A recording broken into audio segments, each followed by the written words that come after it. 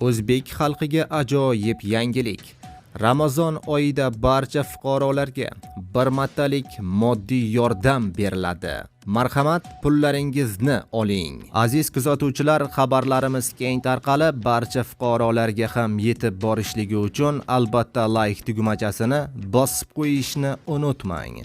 Like bosgan insonni Xudoyim doim qo'llasin. Diqqat qiling. Ramazon oyidagi xayriya tadbirlariga 1 trillion so'm pul mablag'lari ajratildi. Prezident Shavkat Mirziyoyev Ramazon oyida ehtiyojmand aholining ijtimoiy himoyasini yanada kuchaytirish masalalariga bag'ishlangan yig'ilish o'tkazdi.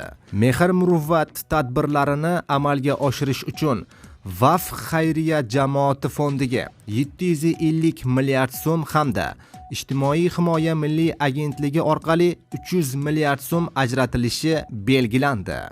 Mablag'lar hisobidan ehtiyojmand oilalarga bir martalik moddiy yordam ko'rsatiladi.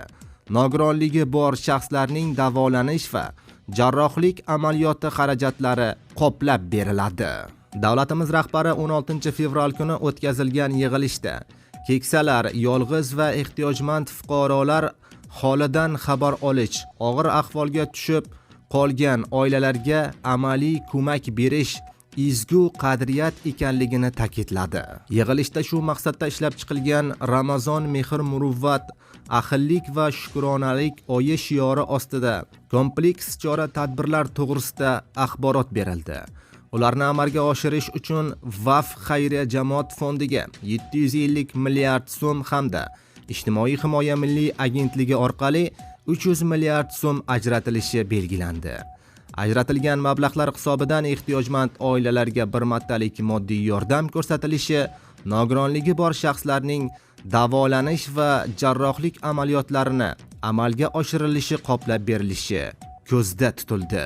Prezident har bir mahallada ehtiyojmand oilalarni aniq va shaffof ro'yxatini shakllantirish, yordamlarni fuqarolarning dini, millati va ijtimoiy kelib chiqishdan qat'iy nazar teng va adolatli tarzda yetkazish shartligini alohida ta'kidladi.